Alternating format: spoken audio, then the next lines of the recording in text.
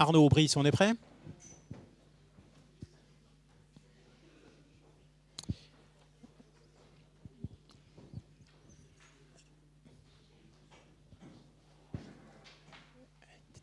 Tu veux pas t'asseoir, Jérémy?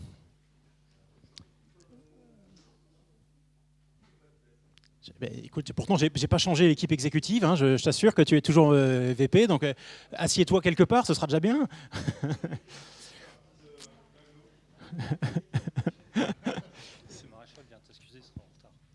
Ah, Guillaume Maréchal sera en retard. Très bien. Bien. Oui, oui, c'est ça, oui.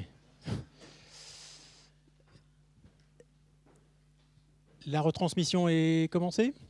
Parfait. Bon, et bien voilà, donc on se réunit pour ce bureau communautaire avec un certain nombre de points formels à examiner. Il y en a au total 18 à l'ordre du jour, et donc on va avancer assez rapidement. Je commençais par effectivement l'appel des membres du bureau communautaire. Boris Ravignon est présent, Didier Herbillon nous rejoindra dès qu'il aura terminé ses cours. Patrick Faustier est présent, Patrick Dutertre est présent également, Marie-Pierre Debreu est présente, même si elle discute avec son voisin.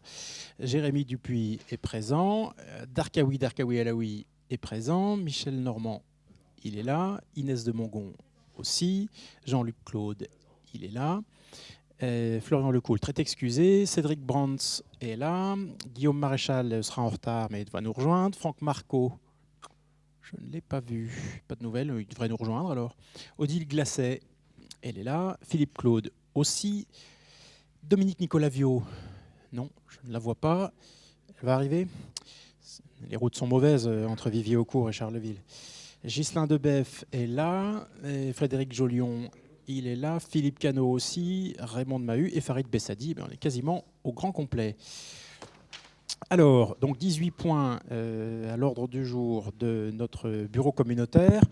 Et on commence par une convention relative aux prestations du garage municipal auprès d'Ardennes Métropole. Alors, je le rappelle, c'est juste l'inverse de ce qu'on fait en matière de mutualisation, où d'habitude, ce sont les services de l'agglo qui travaillent pour la ville de Charleville-Mézières. Là, en l'occurrence, puisque la ville de Charleville-Mézières avait un garage municipal, elle a conservé cette activité et elle fait une prestation en faveur d'Ardennes Métropole. Mais Lionel, extrêmement vigilant, me signale qu'on a encore oublié de désigner des secrétaires de séance. Alors, j'en vois deux qui rigolent, donc je vais proposer que ce soit eux qui... Raymond, par exemple. et Philippe, tu veux bien? Allez, voilà. Raymond et Philippe Claude, secrétaires de séance, et je les en remercie. Et donc on prend le premier point, c'est Michel qui va nous en parler, puisqu'il s'agit donc de cette convention d'une prestation du garage municipal. Merci Président. Donc c'est la traditionnelle convention qu'on passe tous les ans en fin d'année relative aux prestations du garage municipal qui entretient tous nos véhicules, sauf les véhicules électriques et un certain nombre de véhicules spécifiques. Et je pense par exemple aux bennes à ordures ménagères.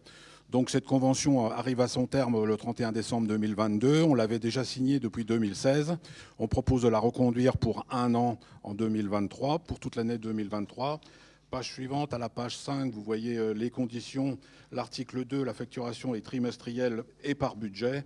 L'article 4, les litiges, mais il n'y a aucune raison qu'il y en ait, il n'y en a jamais eu, il n'y a pas de raison que ça commence, pourrait être réglé par le tribunal administratif. Voilà, Président, très rapidement, cette proposition de reconduction.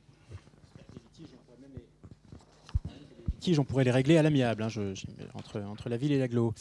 Est-ce qu'il y a des questions sur ce point?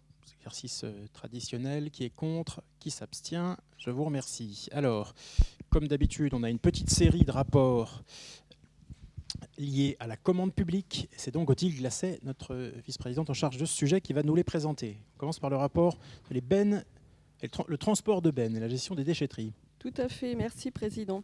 Donc Ardennes Métropole compte 9 déchetteries, dont 7 gérées en régie. Il est proposé de relancer un marché en appel d'offres ouvert sans montant minimum et avec un montant maximum annuel de 1 540 000 € hors taxes. La durée de marché sera de 6 ans, renouvelable 2 fois par tacite reconduction pour une durée d'1 an. Avec une tranche ferme, mise à disposition, transport et vidage des différentes bennes de déchetterie. Déchetterie de Savigny-Pré, Voiridon, Aiglemont et Gesponsard. de bennes dites supplémentaires vers les différents exutoires indiqués par la collectivité et gestion de haut de quai pour les déchetteries de Savigné-Pré et du Voiridon. Tranche optionnelle numéro 1, mise à disposition, transport et vidage des différentes bennes de déchetterie d'Ardennes Métropole, avec glaire, Vrigne-au-Bois, Pourru-Saint-Rémy, Lume et Flise, ainsi que la mise à disposition, le transport et le vidage de ces mêmes équipements pour des usagers, collectivités ou tout autre tiers en déchetterie et autres lieux sur le territoire d'Ardennes Métropole. Tranche optionnelle numéro 2, collecte et broyage des branchages collectés en déchetterie dans 6 déchetteries, glaire, Vrigne-au-Bois, Pourru-Saint-Rémy, Voiridon et Savigny-Pré. Autre tranche optionnelle, gestion de haut de quai de la déchetterie de glaire, Flise, Vrigne-au-Bois, Pourru-Saint-Rémy, Gesponsard, Aiglemont, Lume. Tranche optionnelle numéro 10, gestion des hauts de quai des déchetteries de Flise, Pourru-Saint-Rémy, Vrigne-au-Bois. Et enfin, tranche optionnelle 11, gestion des hauts de quai des déchetteries Gesponsard, Aiglemont et Lume. Ce marché prévoit une prime dite d'intéressement assujettie sur la performance des titulaires dans la gestion des encombrants. Si l'application de la formule aboutit à des gains pour la collectivité, alors une partie de ceux-ci seront reversés aux titulaires, avec c'est-à-dire une performance des tris. Et à l'inverse, si l'application de la formule aboutit à des pertes pour la collectivité, alors une pénalité sera appliquée aux titulaires. Le marché débutera au 1er juillet 2023. Consultation lancée dès début 2023 afin de permettre aux titulaires, s'il y a lieu, de s'équiper en bennes nécessaires à la réalisation de la prestation. Donc il s'agit de se prononcer sur le lancement de ce marché. Merci Odile. Est-ce qu'il y a des questions sur ce sujet? Jean-Luc.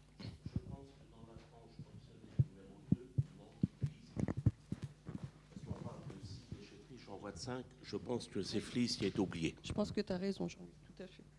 Bien vu. C'est un oubli qui est seulement dans le rapport qui nous est présenté, pas dans les... À vérifier en tout cas. Bon, enfin, il faut faire cette vérification-là, mais effectivement, oui. Oui. Si déchetterie, on en a que 5, là, je suis d'accord. De toute façon, il y a un souci. Ok. Ghislain Debeff.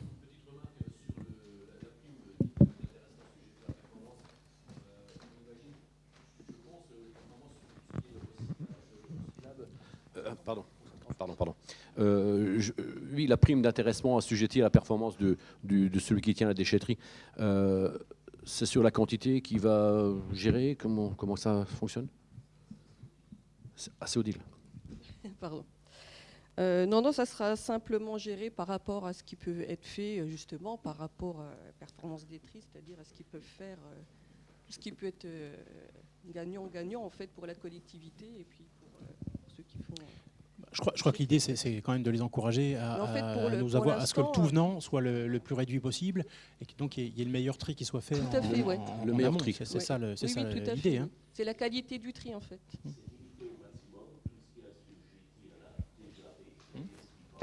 Ce qui part en enfouissement.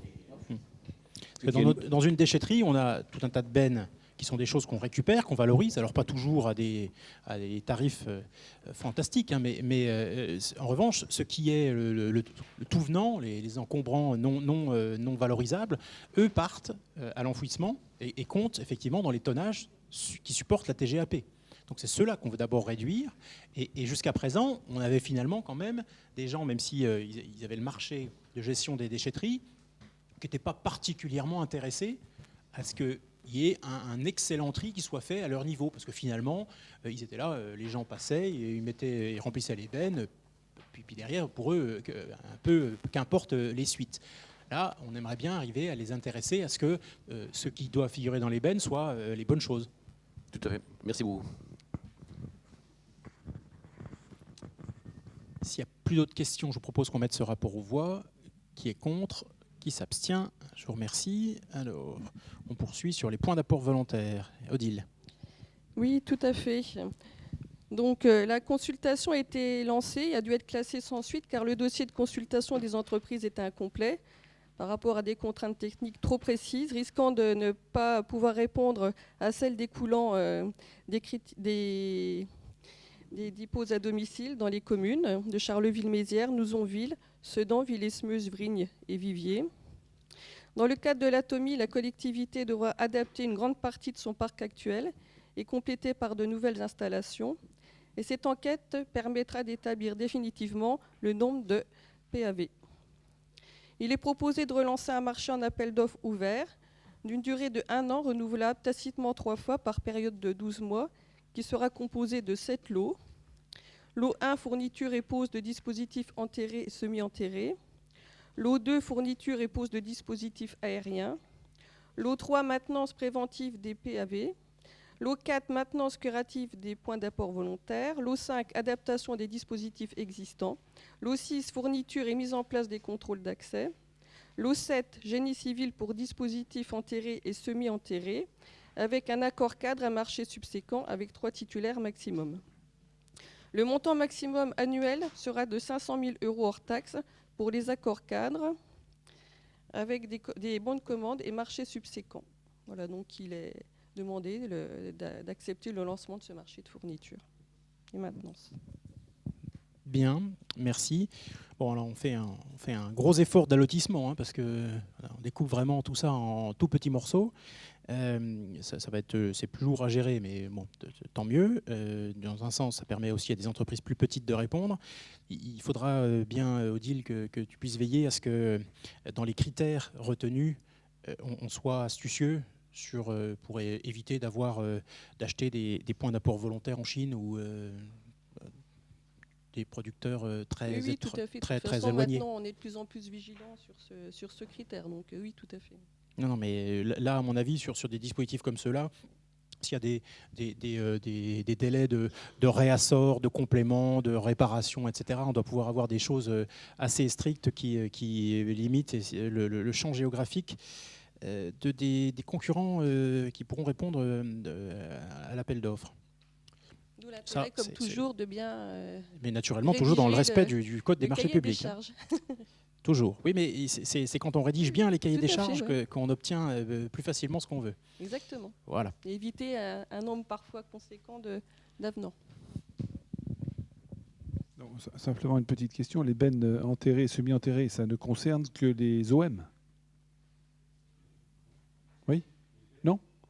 C'est pour les verts? Pour tout le tri, d'accord. D'accord, pour le tri, d'accord. Merci. Pas d'autres questions? Eh bien, on va mettre aux voix ce rapport. Qui est contre? Qui s'abstient? Je vous remercie. Le rapport 4, cette fois-ci, on voyage vers les stations d'épuration. Oui, Odile. tout à fait. Là, c'est un avenant numéro 2 au marché d'exploitation des steppes de Sedan et Bazeilles, avec un coût supplémentaire de l'avenant de 216 000 € hors taxe, soit 3% 46 d'augmentation du marché initial. La date d'échéance de ce marché est fixée au 31 décembre 2022. Le bureau communautaire a autorisé le lancement de la nouvelle consultation qui est mise en ligne depuis le 5 octobre 2022. Il y a une date limite de remise des offres fixée au 21 novembre 2022, qui était fixée. Compte tenu de la complexité du dossier, il a été décidé de laisser une période de publicité supérieure aux 30 jours réglementaires, soit 47 jours. La date d'attribution est prévue au 13 décembre 2022, d'où la nécessité de prolonger le présent marché d'un mois jusqu'au 31 janvier 2023. Le montant dû aux prestataires pour cette période de 216 000 € hors taxe. Donc il est demandé de se prononcer sur les termes de cet avenant numéro 2. Merci. Alors, est-ce qu'il y a des questions?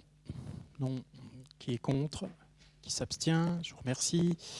Le rapport 5, je te laisse, Odile, nous en parler. C'est un avenant à un marché existant, ça. Avenant numéro 4.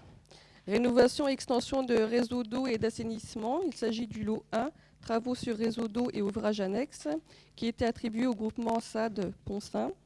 Cet avenant porte sur l'ajout de 2 prix supplémentaires concernant les tuyaux de canalisation d'un montant de 210 € hors taxe le mètre linéaire et le tuyau de canalisation en encorbellement d'un montant de 400 € hors taxe le mètre linéaire. Donc il est demandé d'approuver cet avenant numéro 4. Merci. Est-ce qu'il y a des questions? Non. Qui est contre? Qui s'abstient? Je vous remercie. Le rapport 6. Un avenant, pareil, un marché de nettoyage. Oui, un avenant avec une moins-value cette fois-ci. Donc c'est un avenant par rapport au lot numéro 2 du marché de nettoyage des bâtiments communautaires. Afin de mettre en place de nouvelles dispositions liées aux réductions des dépenses, il est proposé un avenant pour valider la suppression des missions de nettoyage sur le site de la piscine Ronde Couture à compter du 1er janvier 2023, dernière période du marché. Le montant annuel du lot numéro 2, c'est-à-dire nettoyage des centres aquatiques, aura donc une moins-value annuelle de presque 12%, soit 20 604,36 € d'économie annuelle. Donc il s'agit de se prononcer sur les termes de cet avenant. Merci Odile. Des questions?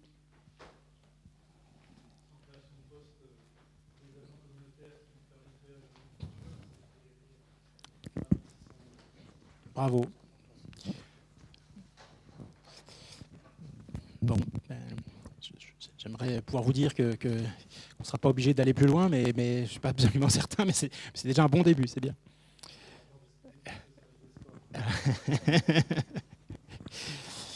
Bon, s'il n'y a pas d'autres questions ou remarques, je vais mettre aux voix ce rapport. Qui est contre? Qui s'abstient?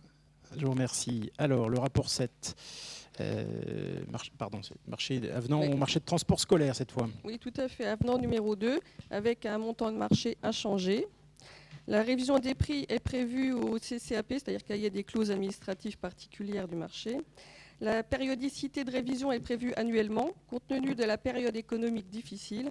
Cette périodicité ne permet pas de prendre en compte les évolutions de coûts. L'idée est de mettre en place une périodicité trimestrielle à compter du 1er janvier 2023. Donc il s'agit de se prononcer sur cette périodicité trimestrielle. Très bien. Des questions? Qui est contre? Qui s'abstient? Merci. Le rapport 8, on va exploiter l'arrivée opportune de Franck Marco, vice-président en charge du tourisme, pour qu'il lui demande de présenter ce rapport. Merci, Monsieur le Président. Oui, donc c'est un rapport classique au niveau du fonds d'intervention touristique, mais important au niveau du développement de l'offre, puisqu'on est sur un gros projet en matière d'hébergement haut de gamme, donc sur Charleville-Mézières, avec la création de gamme, une gamme de produits Suite Mania. Vous avez peut-être déjà vu donc cette marque sur la ville.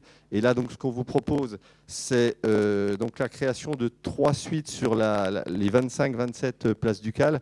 Alors, c'est l'immeuble qui se trouve où il y avait un chapelier sur la place Ducal. Donc, il y en a déjà une qui est aujourd'hui en exploitation. Et puis là, donc il y a 3 suites supplémentaires. Donc ça va vraiment être sur le développement de l'offre haut de gamme.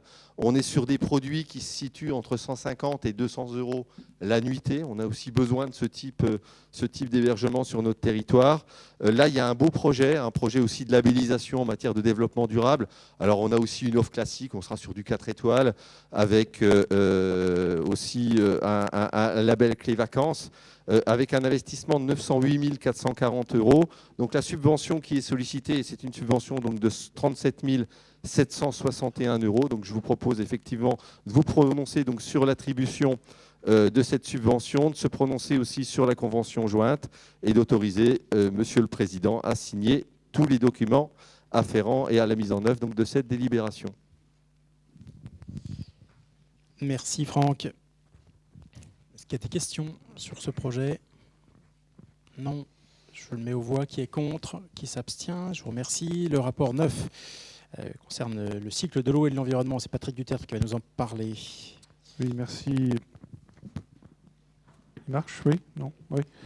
Merci, Président. Donc, ça fait suite donc, à un accident. Un jeune garçon, donc, comme vous avez pu le lire, Hugo Gentil, est tombé allègrement dans un regard d'assainissement à sa descente de bus. Ça fait suite aux fortes précipitations qu'on a eues sur nos communes. J'ai eu le même cas donc, à Vrigne-aux-Bois, d'ailleurs. Donc, une dalle, une plaque d'assainissement s'était soulevée et était mal replacée, bien entendu. Et il ne l'a pas vu, il y avait de l'eau dessus, il a mis son pied dedans, il est tombé. Et en plus, il n'avait pas de chance, c'est une bouche d'égout dans laquelle se déversent les eaux d'un traiteur. Donc, je vous dis, c'était très, très gras. Et donc, alors, notre assurance ASMAC n'a pas voulu prendre en charge ce sinistre. Bon, donc, on avait traité en novembre 2018 une même affaire sur Charleville-Mézières. Et pour éviter donc tout recours, il est proposé d'indemniser donc ce garçon à hauteur de 700 €. Il a fourni les justificatifs de ce qui avait été abîmé ou même bon à jeter. Voilà. Donc ça fait l'objet d'une discussion en commission, mais la commission a quand même émis un avis favorable à ce remboursement. Sachant que les parents, d'après le maire d'Aiglemont, sont très procéduriers. Donc pour éviter que ça nous coûte trop cher en procédure, il est peut-être mieux de régler ça. Des questions? Qui est contre? Qui s'abstient? Le rapport 10, c'est Michel Normand qui va nous en parler comme les suivants d'ailleurs, puisque ça concerne des rapports qui touchent la gestion des ressources humaines. Michel. Merci, Président. Donc, il s'agit de modifier le temps de travail du service exploitation de la 2C2E et plus particulièrement de l'eau et de l'assainissement.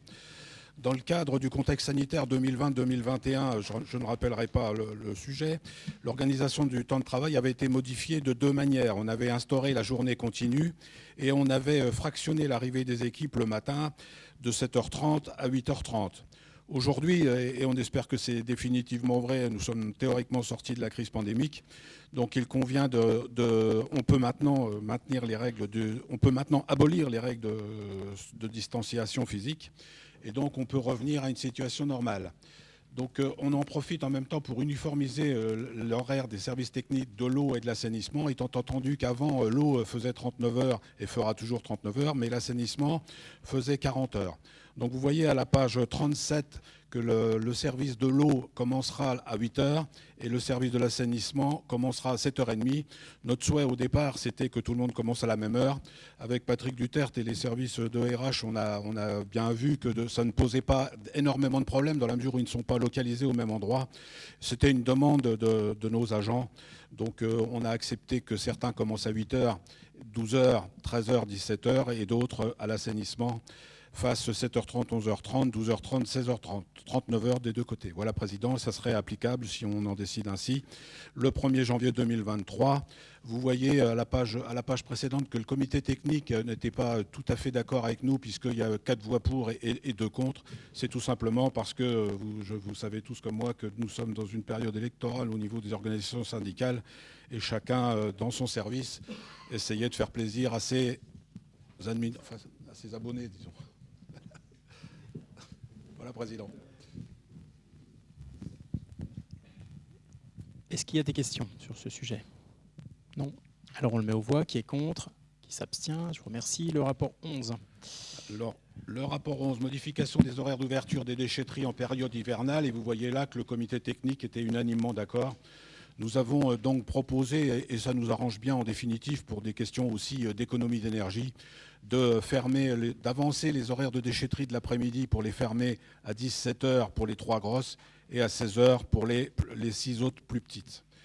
Voilà, Président.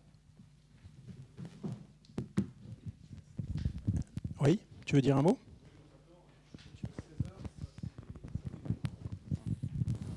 On en a parlé en commission, 16h, c'est un peu tôt, mais bon. Oui, on peut considérer que ça fait tôt, mais ça, c'est le genre de proposition qui vient, si j'ose dire, de la base. D'accord. De nos agents. Ils veulent quitter tôt. Non. Oui, je sais. Oui. Mais ça va. Enfin, je suis passé voir celle de Vrigne. Il y a des dépôts sauvages parce que les gens arrivent. C'est fermé à 16h. Paf, ils laissent tout devant, quoi. Bon. On essaie de trouver un juste milieu. Hein. Effectivement, le mieux, ce serait que ça soit ouvert tout le temps, mais on va s'y faire. Et puis, je pense qu'il faut aussi que nos agents, nos usagers s'y fassent, eux, mais aussi que les policiers, notre police intercommunale surveillent aussi un petit peu les abords des déchetteries. Ça fait aussi partie des missions explicitement qui leur peuvent leur être confiées par le président de l'agglomération sur le temps de travail qui n'est pas sollicité par les autres communes. Et je crois qu'il faut qu'ils surveillent parce que effectivement, celui qui à 16h30 trouve la porte fermée et baigne tout devant la déchetterie, une fois qu'on l'aura chopé, ça lui passera l'envie de recommencer, je crois. On met ça aux voix. Qui est contre? Qui s'abstient? Merci. Le rapport 12, ça concerne Atmo. C'est Darkawi qui nous en parle. Merci, Monsieur le Président. Il s'agit bien sûr d'un petit rapport que nous connaissons traitant donc du renouvellement d'une convention que nous avions avec Atmo, étant entendu qu'on avait signé une convention le 30 juin 2020 et que celle-ci arrive à terme, est arrivée à terme parce que c'était le 31 décembre. Alors, cette nouvelle convention vous est proposée pour une durée de 4 ans à compter de sa signature. Elle porte, alors elle va porter d'abord sur ce que je vous présente ici, d'abord sur le tarif. Donc, on va regarder le tarif, mais surtout rappeler la mission d'Atmo. Hein, c'est une association, comme vous le savez, agréée par les ministères de transition écologique, en tout cas agréée par le gouvernement pour la surveillance des constantes de la qualité de l'air dans notre région, comme partout sur le territoire. 4 polluants essentiels nous sont surveillés. Je ne vais pas rentrer dans le détail. Ça peut être par exemple le dioxyde d'azote, l'ozone, dioxyde de soufre ou des éléments comme ça. Et donc l'objet de cette convention que nous serions amenés à signer porte donc sur leur renouvellement avec une particularité, c'est que la première convention, nous l'avions eue avec un tarif préférentiel.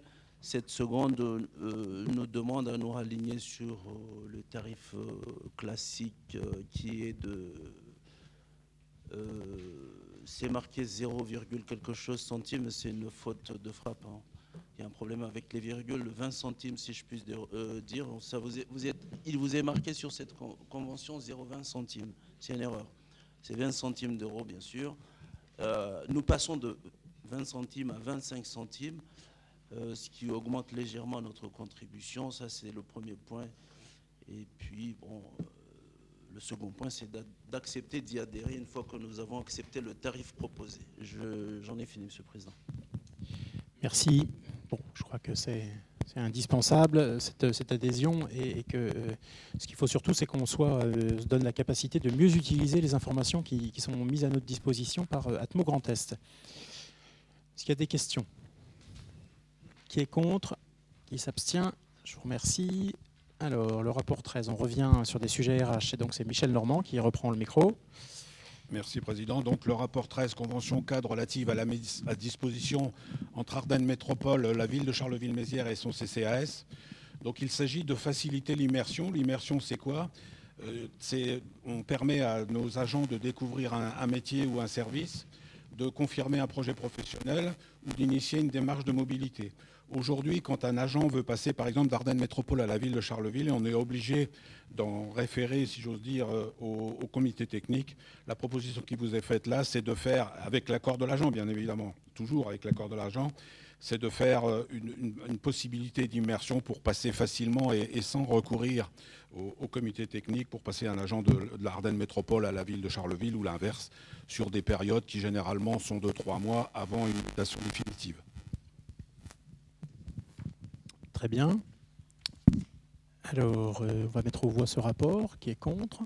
Qui s'abstient? Je vous remercie. Le rapport 14. Donc, le rapport numéro 14, modification du règlement général du temps de travail, modification du circuit de transmission des arrêts de travail dans le cadre de la mise en place de la nouvelle procédure de réfaction du régime indemnitaire des agents. Le but de ce rapport est de faciliter le circuit d'envoi des arrêts de travail de nos agents vers le service RH pour qu'il en tienne compte. Et c'est écrit dans le titre, en fait, c'est dans le cadre des réfactions sur le RIF7 avec tout le barème, si j'ose dire, de réfaction sur le régime indemnitaire. Voilà, Président, je peux rentrer dans le détail, mais je pense que tout le monde a compris. Tout le monde a compris et se souvient surtout qu'on a déjà voté ce dispositif. Alors, est-ce qu'il y a des questions? Qui est contre? Qui s'abstient? Je vous remercie.